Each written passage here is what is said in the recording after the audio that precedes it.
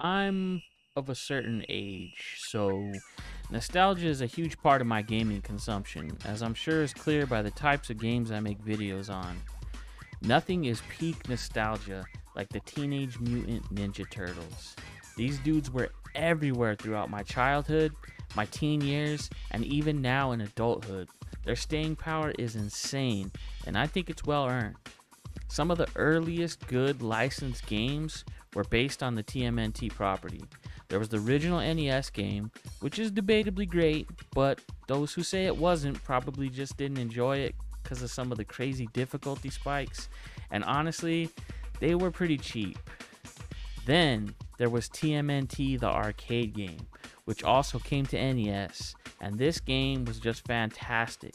It set the standard for licensed side-scrolling beat-em-ups, and shout out to Konami of that era, because they were killing it. Then we got Turtles in Time on SNES, and Hyperstone Heist on Genesis, which were improvements on the formula, and in my opinion, the best of the best. There were also more arcade releases and handheld entries coming out in this time too. TMNT fans were riding high. Unfortunately, after this era, things kinda dipped in quality as far as the games go. TMNT was still a great comic, cartoon, movie franchise, and probably the greatest toy line of all time, but the games just didn't hit like they used to. It wasn't for lack of trying. It seemed like every console generation got a rebooted TMNT game, and maybe there was a gem in there, but I couldn't find it if there was.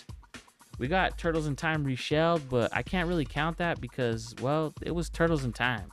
Of course it was good. But then, out of nowhere, Tribute Games said it smells like Up Dog in here. And I was like, and they were like, this is what's up, dog. We got that good stuff, that high purity nostalgia. It's a little game we like to call TMNT Shredder's Revenge. And my god, was it good. It's a throwback to the side-scrolling beat-em-up arcade era in beautiful, fast-paced and fluid high definition with 4-player online co-op. I hit up all my friends, new and old, and said, dudes, we gotta play this. And I did, with every friend who was willing to. I beat it 4 times with different homies, twice with full 4-player squads, and twice with like 2-player squads. I would have played it again with my older brother, but he can't accept that I'm just better than him at games, so he won't play games with me anymore, but it was great, every single time. You start out being able to choose from the 4 Turtles, April, and Splinter, and eventually another character can be unlocked. And now with the upcoming Dimension Shell Shock DLC, you'll have even more characters to choose from. There's a story mode and arcade mode with 3 difficulties to pick from. The gameplay is sick, with each character having individual stats and a unique ability. It gives you a reason to replay and test everybody out. The game is beatable in just a handful of hours, but the replayability is moderately high in my opinion.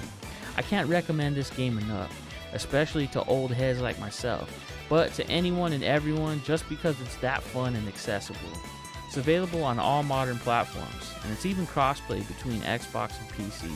I initially played it through Game Pass, but it isn't guaranteed to be there all the time, so the MSRP for all the platforms is $25, but you can catch it cheaper if you keep an eye on the sales.